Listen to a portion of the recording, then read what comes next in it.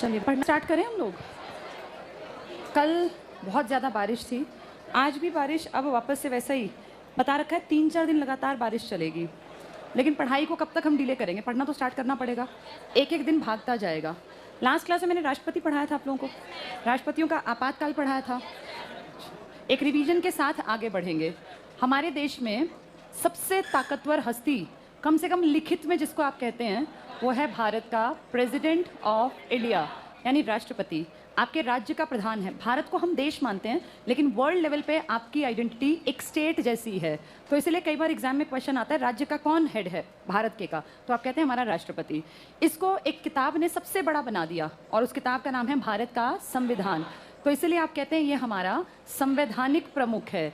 इसी को आप इंग्लिश में कह देते हैं ये हमारा कॉन्स्टिट्यूशनल हेड है। तो इंडिया का कॉन्स्टिट्यूशनल हेड या किताबी मुखिया या संवैधानिक प्रमुख किसको नाम दिया गया? राष्ट्रपति को। ये सबसे बड़ा है, लेकिन सिर्फ दिखावट में। असलियत में ये कठपुतली है, और इसकी सारी शक्तियां इस्तेमाल करता है पीएम प्लस उनकी काउंसिल ऑफ मिनिस्टर्स, जिसको आप कहते हैं मंत्री परिषद। तो आपके देश की असली ताकत तो है पीएम के हाथ में, लेकिन इस किताब ने लिख रखा है कि भारत का संवैधानिक प्रमुख कौन है? भारत का राष्ट्रपति। इंडिया जो कंट्री है ना, भारत जो देश है, इसमें हमारे यहाँ संसदीय शासन है, पार्लियामेंट्री तरीका है काम करने का। इस पार्लियामेंट्री तरीके का मतलब होता है आपके यहाँ लोकसभा है, आपके यहाँ राज्यसभा है, और आपके यहाँ प्रेसिडेंट ऑफ इंडिया या राष्ट्रपति है। ये आपका संसदीय तरीका है काम करने का। लेकिन आपके देश में एक और सिस्टम भी है, जिसे आप कहते हैं संघात्मक शासन व्यवस्था, फेडरल सिस्टम। संघात्मक शासन का मतलब होता है कि आपके यहाँ पर शक्तियों का, पावर्स का डिस्ट्रीब्यूशन है, शक्तियों का बंटवारा है। तो किसको बांटी गई शक्तियाँ? हमारे देश में कुछ शक्तियाँ यूनियन गवर्नमेंट को दे दी गई, केंद्र सरकार को, और कुछ शक्तियाँ दे गई हमारी स्टेट गवर्नमेंट को। तो आपके भारत में 2 प्रकार की व्यवस्था है, संसदीय भी और संघात्मक भी, फेडरल भी और पार्लियामेंट्री सिस्टम भी है। क्या ये पॉइंट समझ में आया? पार्लियामेंट का मतलब होती है 3 चीज़ें, क्या क्या? लोकसभा, राज्यसभा, राष्ट्रपति। और संघ का मतलब, फेडरल का मतलब होता है किसका डिस्ट्रीब्यूशन? पावर का। कितने लेवल्स पे कर दिया आपने? केंद्र और राज्य। अब एक छोटा सा एग्जांपल है, यूपी में कोई नया प्रोजेक्ट लॉन्च करना है महिलाओं के लिए, तो इसको पीएम लॉन्च करे या खुद यहाँ के सीएम कर सकते हैं? लेकिन देश में कोई बहुत बड़ा प्रोजेक्ट देश के लिए इंपॉर्टेंट, मान लीजिए पुल बनाने से, भाई हर नदी के ऊपर पुल बनेगा पूरे देश में, कोई नदी ऐसी ना हो जिसको लोग तैर कर पार करें या उनको दिक्कत आए, तो ये प्रोजेक्ट पीएम के हाथ से इनॉग्रेट होगा या सीएम करेंगे? हाँ, क्योंकि ये किसके लिए इंपॉर्टेंट है? देश। और ये प्रोजेक्ट एक राज्य के लिए। इसका मतलब आपको ये पहले से पता है कि कुछ चीज़ें राज्य के हाथ में होती हैं और कुछ चीज़ें देश। इसी को तो कहते हैं शक्तियों का बंटवारा। एक और एग्जाम्पल देखिए, हरियाणा पुलिस में भर्ती निकली, उत्तराखंड पुलिस में भर्ती निकली, इन्होंने अलग रेस रखी, इन्होंने अलग रेस, उनकी अलग हाइट, इनकी अलग हाइट। क्यों ऐसा कैसे कर पाई है? क्योंकि ये किसके हाथ में है? राज्य। आप सब जानते हैं पुलिस प्रशासन किसकी शक्ति होती है? राज्य की। लेकिन आर्मी में भर्ती निकली, एयरफोर्स में भर्ती निकली, नेवी में भर्ती निकली, तो क्या अलग अलग हाइट हेल्थ हो सकती है? नहीं, क्योंकि वो किसके ऊपर डिपेंड करती है? हाँ, ये इसके लिए एक पैरामीटर रख दिया जो सबके लिए सुटेबल हो। ये आपके देश के अंडर आती हैं, डिफेंस मिनिस्ट्री इनको देखती है। आपके राज्य की पुलिस आपकी राज्य सरकार के अंडर आती है, सीएम के अंडर आती है। लेकिन दिल्ली एक ऐसा इलाका है जहां के सीएम की वहां की पुलिस पे पकड़ नहीं है। दिल्ली पुलिस को अपने हिसाब से यूज नहीं कर सकता वहां का सीएम, आपका सीएम कर सकता है। यूपी, राजस्थान, हरियाणा, पंजाब, सब सीएम के अंडर पुलिस काम करती है, क्योंकि पुलिस आती है गृह प्रशासन में, और गृह के अंडर पुलिस है तो पुलिस जैसा चाहे सीएम वैसा ही करेगी। लेकिन दिल्ली एक्सेप्शनल है, वहां सीएम के पास पुलिस नहीं है। ठीक है, तो ये बातें हुई 2 तरह की। एक हम कैसा कहलाते हैं? भारत संसदीय व्यवस्था। और एक कैसी है? संघात्मक। संघात्मक को आप कहते हैं फेडरल सिस्टम, इसे आप कहते हैं पार्लियामेंट्री सिस्टम। इसका मतलब कितने अंग हैं? 3। इसका मतलब शक्तियों का बंटवारा 2 स्तर पर। बहुत बेसिक सी बात है, क्या ये क्लियर हो गई? आपके देश में सबसे बड़ी ताकतवर हस्ती कौन है? किसने कह रखा ये नंबर 1 है? संविधान। लेकिन असलियत में नंबर 1 कौन है? पीएम। असली पावर यूज करता पीएम। इस प्रेसिडेंट को बनाने वाले कौन है? क्या आपके देश में प्रेसिडेंट के लिए कोई चुनाव होता है? इलेक्शन होता है? क्या आपके प्रेसिडेंट की नियुक्ति की जाती है, या आपके प्रेसिडेंट का मनोनयन किया जाता है? इसको इंग्लिश में आप कहते हैं नॉमिनेशन। नॉमिनेट किया जाता है इसको, या इसको अपॉइंट किया जाता है? अपॉइंट। या इसको इलेक्ट किया जाता है? एक वर्ड बताओ। पहली बेसिक बात है कि क्या तुम्हें इनमें अंतर पता है? इसका मतलब क्या होता है? क्या मतलब? बहुत सारों में से एक। आप शादी में जाते हैं, खाने की बहुत सारी वैरायटी, आपका जो मन करे आप खाइए, ये होता है चुनाव। नियुक्ति, ऐसे ही एक आदमी बहुत सारों में से, भाई इसको हम चुनते हैं, ये हमारा एमपी, एमएलए, प्रेसिडेंट बनेगा, कोई भी।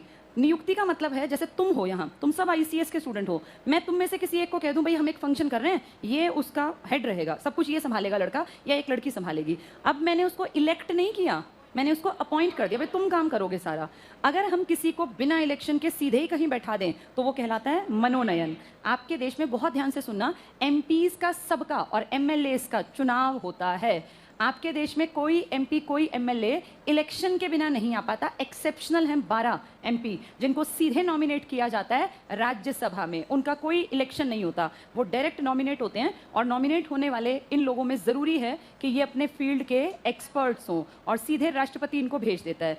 आप पूरे देश के एमएलए एमपी को चुन के भेजते हैं, डायरेक्ट और इनडायरेक्ट। लेकिन 12 राज्यसभा के मेंबर्स का क्या किया जाता है? मनोनयन, नॉमिनेशन। नॉमिनेशन जो मनाए जिसको उसको बना दे कुछ कंडीशंस के साथ। नियुक्ति हमेशा होती है आपकी हाई कोर्ट के जजेस की और सुप्रीम कोर्ट के जजेस की। इनका चुनाव नहीं होता, ना इनका मनोनयन होता, इनकी क्या की जाती है? नियुक्ति। क्या ये पॉइंट समझ में आया? चुनाव जनता करती है, अपने बीच में से करती है, कई बार बड़े लोग भी कर सकते हैं। नियुक्ति जो इलेक्टेड है उनमें से अगर हम मंत्री बना दें तो हम कहते हैं मंत्री के रूप में नियुक्त हो गया। पहले ये चुन के आया गया था, हमारे देश में एमपी बन के आया, फिर इसको नियुक्त कर दिया हमने वित्त मंत्री या विदेश मंत्री। मनोनयन डायरेक्ट करेगा। तो आपके देश में जितने एमपी एमएलए हैं उनका क्या होता है? पहले बताओ, तुम्हें एमएलए और एमपी का मतलब पता होगा ना? कौन होते हैं एमएलए? जो हर राज्य में कौन भेजती है? जनता। कैसा इलेक्शन होता है? प्रत्यक्ष, डायरेक्ट। आप हिस्सा लेते हैं, भाई मैं इसको वोट दूंगा। 18 साल से ऊपर का हर लड़का लड़की वोटिंग राइट का यूज़ करके अपनी पसंद के मेंबर को चुन सकता है। इसे बोलते हैं प्रत्यक्ष।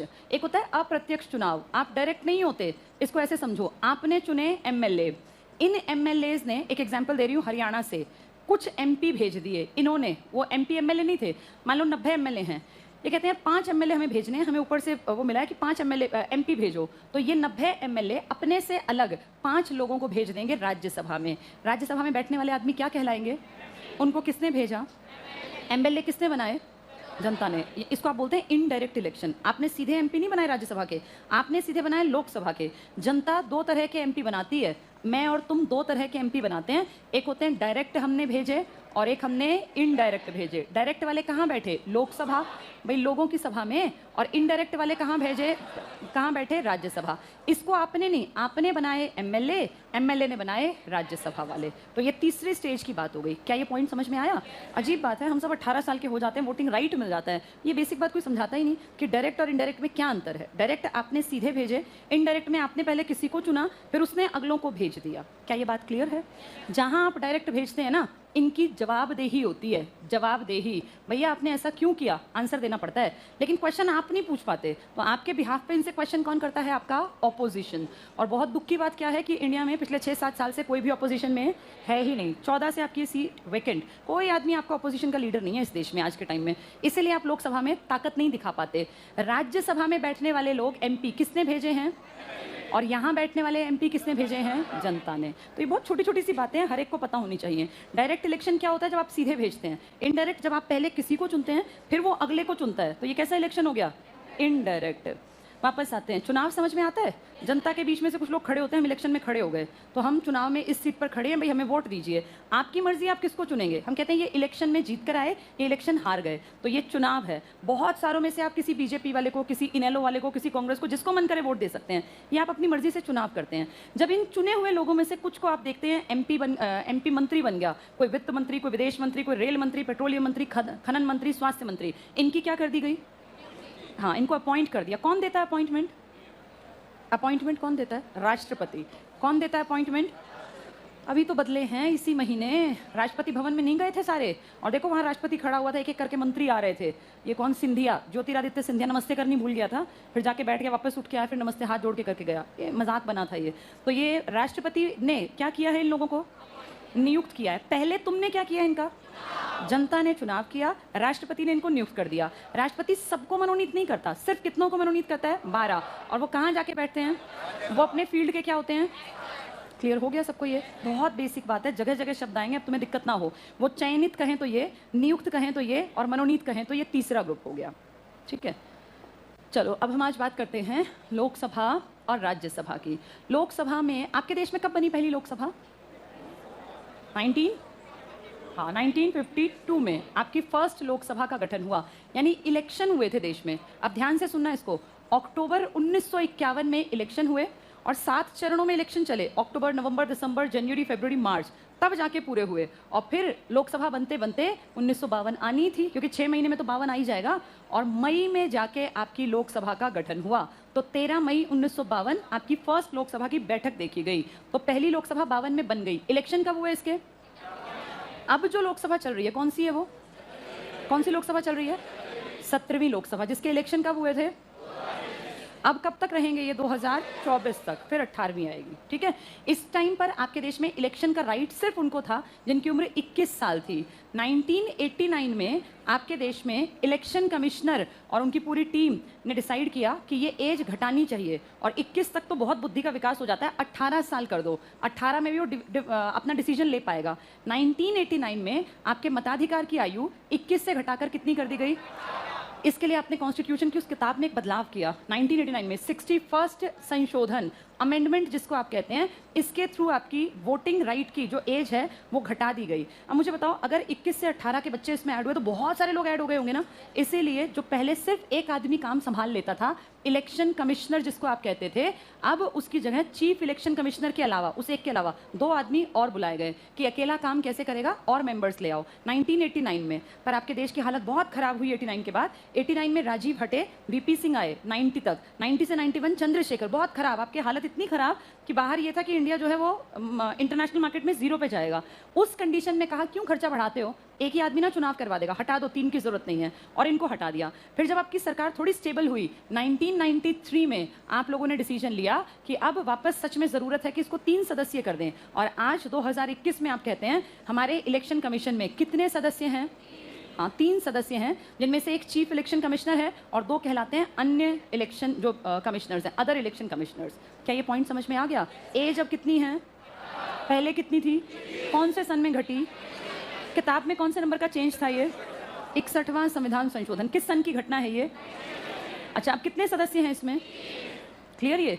ठीक है, अब वापस आते हैं। लोकसभा का पहला इलेक्शन संपन्न हुआ, कंप्लीट हुआ 1952 में, लेकिन स्टार्ट हुआ था 1951 में, और अभी कौन सी चल रही है? 17वीं।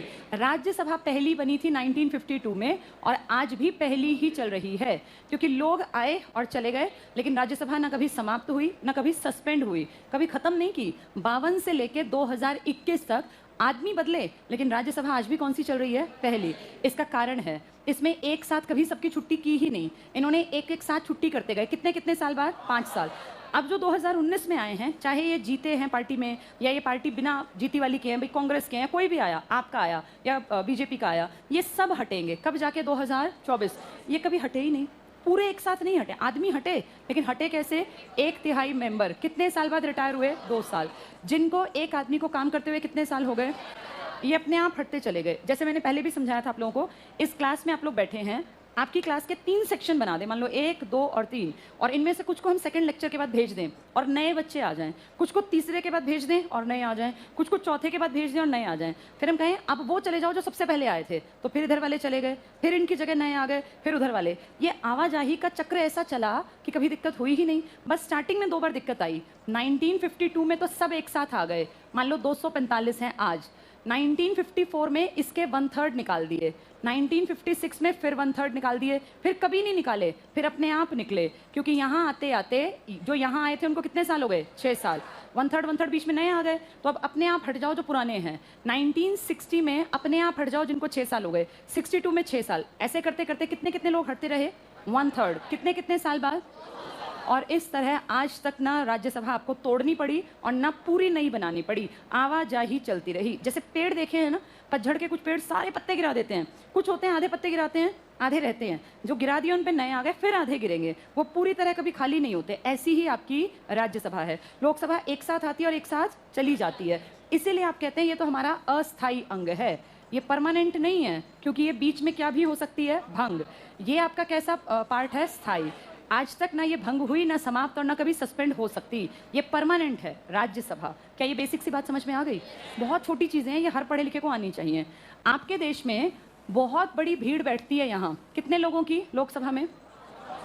और यहाँ आप सोचो 550 लोगों को डील करना, और उसमें आधे लोग तो अनपढ़ हैं और बहुत सारे लोग क्राइम भी करके आते हैं, कुछ पढ़े लिखे में, हर तरह का कल्चर है, ऐसा नहीं कि सारे अनपढ़ हैं, कुछ बहुत अच्छे लोग भी पहुंच जाते हैं।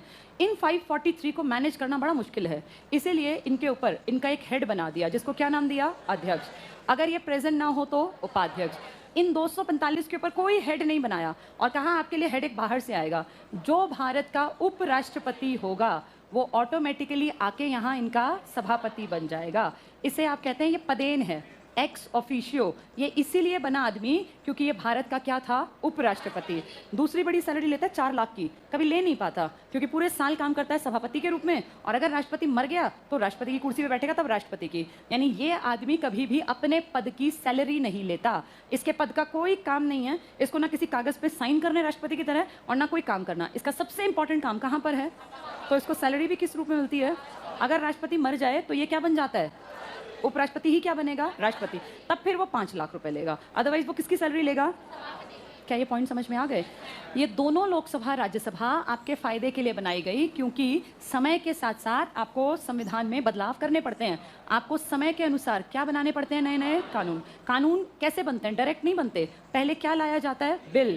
पहले बिल पेश किया जाता है, फिर बिल पर बहस होती है और फिर बिल पारित होता है।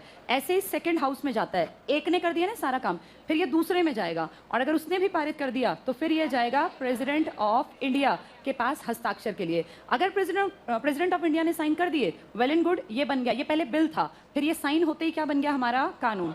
और अगले दिन के अखबार के फ्रंट पेज पर ये न्यूज़ होगा कि अब के बाद भारत में नए कानून के तहत ये इस तरह की बातें। जैसे कृषि कानून ही तो बनने की बात हो रही थी ना, ये जो बिल हैं वो कह रहे हैं अभी बिल हैं, फिर वो कह रहे हैं कि वो तो कानून के रूप में आएंगे। कानून बन गए तो लागू होंगे ही होंगे। जब तक बिल हैं तब तक आप उसके ऊपर काम कर सकते हैं। बिल को रुकवा लिया तो रुकवा लिया, कानून बन गए तो फिर आप उसको कुछ भी कर लीजिए, वापस नहीं होते वो। मतलब बहुत रेयर होता है, हुए थे खैर ऐसे 1-2, लेकिन रेयर। तो ये तरीका है बिल से कानून बनने का। ये पास होने जरूरी होते हैं किस किस से, और किसके साइन होने जरूरी होते हैं? इंडिया के। क्लियर ये सारी बातें? देखो, जिसका मन है भैया मुझे लोकसभा में जाना है या मुझे राज्यसभा में, इसमें पहुंचने की एज है 25 साल, इसमें 30 साल। जो इसमें गया वो एमपी कहलाएगा, जो इसमें गया वो भी एमपी कहलाएगा। इसको डायरेक्ट कौन भेजेगी? जनता। ये कैसा इलेक्शन है? इनको किसने भेजा है?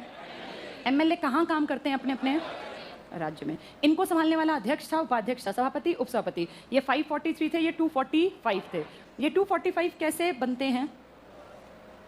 233 तो इसके राज्यों से आते हैं और 12 मैंने अभी बताया था कौन थे अपने फील्ड के, और इनका क्या किया जाता है? मनोनयन, नॉमिनेशन। ठीक है, जल्दी से आप किताब उठाओ। बुक्स लाए हो सारे? हाँ, बुक जरूर लेनी है सबको, क्योंकि ये सारी बातें याद नहीं रहेंगी। ये समय बीता और आप भूले, ह्यूमन टेंडेंसी है भूलना। अब हम राष्ट्रपति का एक टॉपिक पढ़ेंगे जिसमें हमें ये सब समझ में भी आ जाए। चलो पेज नंबर 96 पर आओ। 96 पर क्या हुआ? हाँ, कैग की नियुक्ति होती है। पेज 96 पर आओ। संघीय कार्यपालिका, यूनियन एग्जीक्यूटिव, राष्ट्रपति और उपराष्ट्रपति। पहला पॉइंट टिक करना, कार्यपालिका सरकार का अंग है। पढ़ लो, मैंने तुम्हें 3 पालिकाएं बताई थी, बताओ कौन कौन सी? सबसे पहले, फिर ठीक है। विधान पालिका में कौन आता है? जो विधान बनाए, कानून बनाए, जिसको आप एक शब्द में कहते हैं जी ये हमारी संसद है। और संसद के कितने अंग हैं? इसमें कौन आता है कार्यपालिका में? आपकी सरकार। सरकार का मतलब प्रेसिडेंट ऑफ इंडिया प्लस प्रधानमंत्री प्लस काउंसिल ऑफ मिनिस्टर्स। इसमें कौन आता है? High court plus supreme court. बस वही पॉइंट है। पहला पॉइंट देखो, कार्यपालिका सरकार का वो अंग है जो विधायिका द्वारा स्वीकृत नियमों, नीतियों और कानूनों को लागू करने के लिए जिम्मेदार है। टिक कर लो, कानूनों को लागू करने के लिए जिम्मेदार। कार्यपालिका नीति निर्माण में भाग लेती है। नेक्स्ट भी टिक करना, भारतीय संघ की कार्यपालिका के प्रधान को राष्ट्रपति कहते हैं। तो कौन है तुम्हारी कार्यपालिका का प्रधान? संघ की कार्यपालिका की शक्ति राष्ट्रपति में निहित है। टिक कर लो, राष्ट्रपति में निहित। भारत में संघात्मक शासन प्रणाली है। राष्ट्रपति कार्यपालिका का औपचारिक प्रधान है, दिखावटी।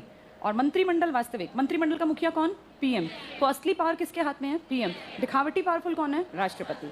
अगला टिक करो, सरकार के प्रधान और उनके मंत्रियों को राजनीतिक कार्यपालिका कहते हैं और वे सरकार की सभी नीतियों के लिए उत्तरदायी हैं। जो सरकार ने किया उसके लिए रिस्पॉन्सिबल। जो लोग रोज रोज के प्रशासन के लिए उत्तरदायी हैं उन्हें स्थायी कार्यपालिका कहते हैं, जिसमें सिविल सर्वेंट होते हैं। तुम्हें बताया था मैंने, 2 तरह के लोग हैं आपकी कार्यपालिका में, इस सरकार में। एक परमानेंट और एक टेम्परेरी। टेम्परेरी 5 साल के लिए आते हैं एमपी एमएलए बन के। परमानेंट कौन है? आईएएस। आईएएस ही संभालते हैं ना। सचिव हमेशा कौन बनते हैं? आईएएस। पर अजीब बात क्या है कि जब आईएएस खड़ा है और एमपी आ गया तो उसको सल्यूट मारना है, भाई उसको नमस्ते करनी है। एमपी खड़ा है और आईएएस आ गया तो वो कुछ नहीं बोलेगा। पहल कौन करेगा? आईएएस। इसका मतलब आईएएस के रैंक को नीचे माना गया। हैं दोनों कार्यपालिका, लेकिन इज्जत ज़्यादा किसकी है? मन से चाहे तुम आईएएस की करते हो, लेकिन तुम्हें दिखावट किसकी करनी है? इसलिए जब सीएम आता है ना, या कहीं बड़ा अफसर आता है, तो देखना डीसी सीधे, अगर सीएम को कहीं जाना है तो आप देखना उस एरिया का डीसी 2 दिन पहले निरीक्षण करेगा, भाई सीएम साहब आ रहे हैं, क्या क्या तैयारी है दिखाओ। और जिस दिन उसको जितने बजे पहुंचना है ना, डीसी उससे 2 घंटे पहले वहां मिलेगा और सारी तैयारियां देखेगा। ये नियम है। अभी हमने संडे को पौधारोपण कार्यक्रम किया जिसमें डीसी को बुलाया, तो सोनीपत के डीसी को, उस डीसी के नीचे जो काम करते हैं, जो एसडीएम महिला थी, 8 बजे का प्रोग्राम था, डीसी पहुंचे 9 बजे, और 8 बजे के प्रोग्राम में 7:30 बजे पहुंच चुकी थी एसडीएम। क्योंकि एसडीएम की क्या जिम्मेदारी थी कि जो मुझसे बड़े अफसर आ रहे हैं, उन्होंने आके देखा, पूछा भाई डीसी साहब कौन सा पौधा लगाएंगे, तो वहां जाके देख के आई, क्योंकि सब कुछ पहले से प्लान होता है, भाई ये पौधा, ये पानी का सिस्टम। अगर उस टाइम कोई गड़बड़ मिली ना, तो डीसी किसको डांट लगा सकता है? क्योंकि भाई तुम क्यों नहीं पहुंचे? अब अगर मान लो यहाँ पे सीएम बुलाया होता, तो फिर सुबह सुबह कौन पहुंच जाता वहाँ? फिर डीसी। फिर उसकी जिम्मेदारी है, क्योंकि सीएम साहब आ रहे हैं तो डीसी को देखनी है व्यवस्था, कहाँ पानी है, कौन सा पौधा कहाँ। फिर वो हाथ बांध के खड़े रहेंगे। जब डीसी की गाड़ी आई तो एसडीएम तुरंत बाहर पहुंची। पहले एसडीएम वहाँ बैठी हुई थी, जैसे ही पता चला डीसी महोदय आगे, तुरंत बाहर, और एकदम से उनको वेलकम करने के लिए। अगर सीएम आता तो फिर क्या होता? फिर डीसी वहां पहुंचता। इसका मतलब आपके देश में लिखित में ये नहीं है, लेकिन ये सेल्फ अंडरस्टूड है कि टेम्परेरी की इज्जत ज्यादा है बजाय किसके? परमानेंट। टेम्परेरी का लेवल मैंने बताया अलग अलग है। ये परमानेंट का लेवल, सॉरी, परमानेंट में अगर एसडीएम है तो बड़ा फिर डीसी माना जाएगा। अब डीसी से ऊपर कोई कमिश्नर आ गया तो फिर डीसी नीचे माना जाएगा। चलो पढ़ेंगे। तो हम पहुंचे, कौन सा पॉइंट था ये?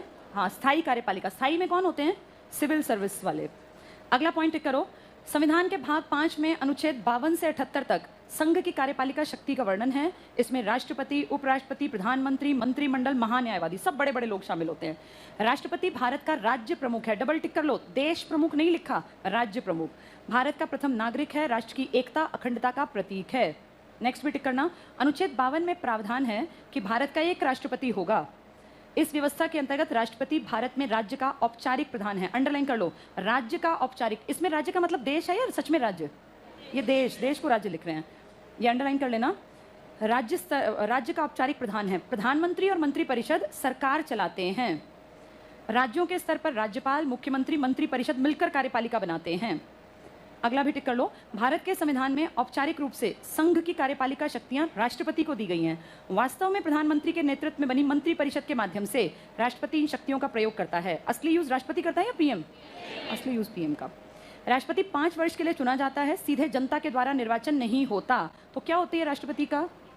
राष्ट्रपति का प्रोसेस है इनडायरेक्ट। कौन बनाएगा इनको? एमपी और एमएलए मिलके। आप नहीं जाते। अमेरिका का राष्ट्रपति जो है ना, बहुत ठंड पड़ती है जब अमेरिका में, नवंबर में उसका इलेक्शन होता है और अमेरिका का राष्ट्रपति सीधे जनता द्वारा चुना जाता है नवंबर में, जब बहुत भयानक ठंड होती है और हवा वहाँ ऐसी चल रही होती है कि आदमी को अंदर तक चीर दे, इतनी ठंडी हवा, तब भी वहाँ जनता जाती है जिस दिन राष्ट्रपति उनका शपथ लेता है। कारण वहाँ की जनता ने खुद बनाया है। किसको? अपने राष्ट्रपति। ये अंतर है हम में और अमेरिका में। इनका राष्ट्रपति 4 साल के लिए। आपका राष्ट्रपति कितने साल? आपके राष्ट्रपति का इलेक्शन कैसा है? तो आज तक आप कभी गए हैं? आपने देखा है? राष्ट्रपति के में हम कभी नहीं जाते। आप एमपी के इलेक्शन में हिस्सा लेते हैं, एमएलए के में लेते हैं, लेकिन राष्ट्रपति में कभी आपको जाने का मौका नहीं मिला, क्योंकि कैसा इलेक्शन है? अप्रत्यक्ष। आपके बिहाफ पे आपका एमएलए और आपका एमपी जाएंगे। नेक्स्ट, विधान। बिल्कुल, एक पार्ट तो जाएगा ही जाएगा, एमएलए वाला। अभी इसके प्रोसेस को पूरा पढ़ेंगे। थोड़ी देर में राष्ट्रपति का इलेक्शन आएगा तो हम डिटेल से पढ़ेंगे कौन से एमपी जाते हैं, कौन से एमएलए, पूरी डिटेल से। पर अभी सिर्फ मोटा मोटा सा पढ़ लो, आगे आएगा पूरा प्रोसेस। नेक्स्ट देखना। तो भारत में 5 साल के लिए सीधे जनता के द्वारा निर्वाचन नहीं होता। कहाँ जनता द्वारा होता है? अमेरिका। कितने साल के लिए? 4 साल। अगला टिक करो। राष्ट्रपति का निर्वाचन अप्रत्यक्ष तरीके से होता है। राष्ट्रपति का निर्वाचन आम नागरिक नहीं, बल्कि निर्वाचित विधायक और सांसद, एमएलए और एमपी करते हैं। विधायक मतलब एमएलए, सांसद मतलब एमपी। नेक्स्ट भी टिक करना। भारत के राष्ट्रपति का निर्वाचन अप्रत्यक्ष रूप से आनुपातिक प्रतिनिधित्व प्रणाली की एकल संक्रमणीय मत, इसको डबल टिक कर लो। अब इसके इलेक्शन में मैं इसको पूरा डिटेल से समझाऊंगी। एकल संक्रमणीय मत द्वारा गुप्त मतदान रीति से। नेक्स्ट भी टिक करना। अनुच्छेद 54, इसमें इलेक्ट्रो कॉलेजियम होना चाहिए था, इलेक्ट्रो कॉलेज लिखा है ना, थोड़ा सा सुन लो, जैसे इसने पूछा भी था अभी ये। अब एक बार बोर्ड पे एक्टिवली देखो। राष्ट्रपति के इलेक्शन में कौन आता है? आप तो नहीं जाते, आपके एमपी आते हैं। एमपी कहाँ कहाँ बैठते हैं? आपके एमएलए आते हैं, कहाँ बैठते हैं? आपके एमएलसी कहाँ बैठते हैं? विधान परिषद कभी नहीं आते, कभी भी नहीं आते। सिर्फ ये आएंगे MP लोकसभा राज्यसभा और MLA विधानसभा, ये सारे आएंगे। कितनी विधानसभाएं हैं आपके देश में? 30। 28 तो राज्यों की, और इनमें से इसमें 12 कोई बैठे थे ना, कौन थे वो? इनको भी नहीं बुलाते, बाकी सबको बुलाते हैं। तो 233, 543 और हर राज्य की विधानसभा से अलग अलग। विधानसभाओं में 60 से कम नहीं होने चाहिए और 500 से ज़्यादा नहीं। इतने सारे लोग, कहीं 200 कहीं 300, सबसे ज़्यादा 403 हैं आपके यूपी के। तो हज़ारों लोगों का एक बड़ा हुजूम, जिसमें MLA हैं विधानसभाओं के और MP हैं लोकसभा राज्यसभा, ये सब, इन सबको मिला के कहते हैं इलेक्टोरल कॉलेजियम, यानी ये निर्वाचक मंडल है जो उसके निर्वाचन में हिस्सा लेगा। कहाँ का एक भी आदमी नहीं आया? विधान परिषद का। और इनमें से कौन नहीं आए? नॉमिनेटेड। नॉमिनेटेड कौन आए? इलेक्टेड। अभी इलेक्टेड बताए थे ना कौन होते हैं, देखो। तो निर्वाचक मंडल, इलेक्ट्रो कॉलेजियम है ये। 2 प्रकार के सदस्य टिक कर लो इसमें। संसद के दोनों सदनों के निर्वाचित सदस्य आएंगे, नॉमिनेटेड नहीं, लिख लो यहाँ। और नेक्स्ट टिक करना, राज्यों की विधानसभाओं के निर्वाचित सदस्य, MLA लिख लो यहाँ, MLA। नेक्स्ट है 70वें संविधान संशोधन के द्वारा NCR, राष्ट्रीय राजधानी क्षेत्र, दिल्ली और पौंडीचेरी के सदस्यों को राष्ट्रपति के निर्वाचन में भाग लेने का अधिकार। तो 30 कैसे बनी आपकी विधानसभाएं? 28 प्लस DP, यही तो है DP। अगले पेज पे आ जाओ। नामजद सदस्य, नॉमिनेटेड मेंबर, राष्ट्रपति के निर्वाचन में भाग नहीं लेते। कितने नॉमिनेटेड जानते हो? 12, लिख लो यहाँ, 12 एक्सपर्ट्स। नेक्स्ट टिक करना, एक ही व्यक्ति जितनी बार चाहे राष्ट्रपति के पद पर निर्वाचित हो सकता है, कोई समय सीमा निर्धारित नहीं की। कौन सबसे लंबा राष्ट्रपति था आपका? एक ही था बस, डॉक्टर राजेंद्र प्रसाद। कितने साल? 12, लिख लो यहाँ, डॉक्टर राजेंद्र 12 साल। आज तक दोबारा कोई नहीं आया उनके अलावा। वैसे कोई कितनी भी बार बन सकता है? हाँ, अमेरिका में लिमिट है, कई देशों में लिमिट है। योग्यताओं पे आ जाओ। अनुच्छेद 58 टिक कर लो, भारत का नागरिक हो वो, 35 साल की आयु, लोकसभा का सदस्य बनने की योग्यता। ठीक है, इसके बाद अगला पॉइंट भी टिक कर लो, जिसको उम्मीदवार बनना है 50 उसके प्रस्तावक हों, 50 अनुमोदक। यदि किसी प्रत्याशी को वैध मतों का 1/6 बनाओ, 1/16 हटा दो, इसको हटा दो, ये जो लिखा है 1/16, 1/6 कर लो। इतने मत नहीं मिलते तो जमानत की राशि, जमानत राशि बताई थी तुम्हें कितने हजार है?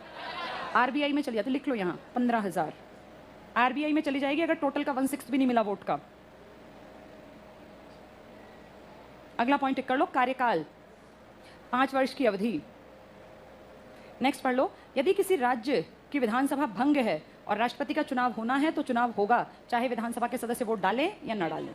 समझ में आ गया सबको? ये राष्ट्रपति की सारी कहानी थी। आज इतना ही पढ़ाऊंगी राष्ट्रपति।